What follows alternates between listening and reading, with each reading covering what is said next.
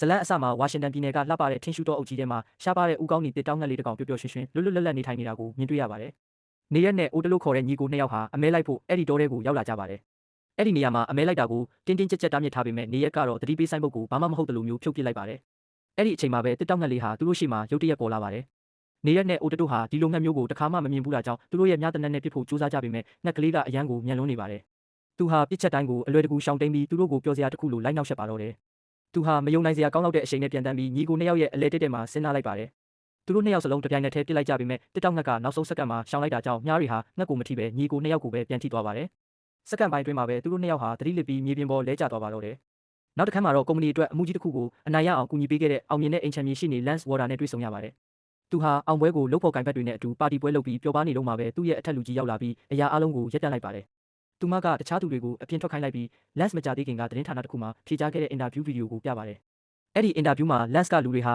တိရစ္ဆာန်တွေအပေါ်အလွန်အကျွံအလေးထားနေကြတယ်လို့မောက်မောက်မာမာပြောဆိုထားပါတယ်။တိရစ္ဆာန်တွေဟာအခွန်မဆောင်သလိုနိုင်ငံတော်ဖွံ့ဖြိုးတိုးတက်အောင်လည်းမကူညီဘူးလို့သူကဆိုပါတယ်။ရေနံကုမ္ပဏီကြီးတွေကသာအလုပ်ကိုင်တွေဖန်တီးပေးပြီးထောက်ပံ့ပေးဖို့ထိုက်တန်တယ်လို့သူကပြောခဲ့တာပါ။သူ့ရဲ့အထက်လူကြီးကသူအမှုနိုင်ခဲ့တာကိုကျေးဇူးတင်ပေမဲ့အဲ့ဒီပြောစကားတွေကြောင့်ကုမ္ပဏီရဲ့ဂုဏ်သိက္ခာကိုဆိုးဆိုးရွားရွားထိခိုက်သွားပြီလို့ပြောပါတယ်။လူတိုင်းကသူတို့ကိုစန့်ကျင်နေကြပြီဖြစ်လို့သူမအနေနဲ့သူ့ကိုအလုပ်ကနေချက်ချင်းထုတ်ပစ်ဖို့ကလွယ်ပြီးတခြားရွေးချယ်စရာမရှိတော့ပါဘူး။ Lance ကရှင်းပြဖို့စူးစမ်းပေမဲ့သူမကနားမထောင်ပါဘူး။အလုံးမရှိတော့တဲ့နောက်မှာသူဘာဖြစ်ခဲ့လဲဆိုတာကိုသူ့ရဲ့ရည်စားဖြစ်သူဗနက်စာကိုပြောပြပါတယ်။ဗနက်စာကကုမ္ပဏီကိုပြန်တရားစွဲပြီးဆိုရှယ်မီဒီယာမှာအဆက်ခွဲဖို့ဒေါသတကြီးအကြံပေးပေမဲ့ Lance ကတော့နိုင်ငံမှာအကြီးဆုံးဖြစ်တဲ့ဥပဒေလုပ်ငန်းကိုပြန်မတိုက်နိုင်ဘူးလို့ပြောပါတယ်။အဲ့ဒီအစားသူ့မှာတခြားအစီအစဉ်တစ်ခုရှိပါတယ်။သူ့ရဲ့အဖိုးကကနေဒါနယ်စပ်နာကတောနက်ထဲမှာမြေကွက်တစ်ကွက်ဝယ်ပေးခဲ့ပူပါတယ်။ Lance ကအဲ့ဒီမှာစိန်ခံအင်ကြီးတစ်လုံးစောက်ပြီးအမျက်ဆုံးအများကြီးနဲ့ပြန်ရောင်းကကိုပိုင်ဥပဒေလုပ်ငန်းထောင်ဖို့စိတ်ကူးထားတာပါ။သူတို့နှစ်ယောက်တောထဲကိုသွားဖို့ပြင်ဆင်နေကြပါတယ်။ဒါပေမဲ့မထွက်ခွာခင်မှာပဲ Lance ရဲ့ဇနီးဟောင်းလင်ဒါဟာသူတို့ရဲ့သားလေးတော်မီနဲ့အတူရောက်လာပါတယ်။လင်ဒါကသူမရဲ့အဖေနေမကောင်းလို့ပြုစုဖို့အတွက်မြို့ပြင်ကိုသွားရမယ်လို့ရှင်းပြပါတယ်။ဒါကြောင့် Lance အနေနဲ့တော်မီကိုရက်အနှဲငယ်ကြာအောင်စောင့်ရှောက်ပေးရမှာပါ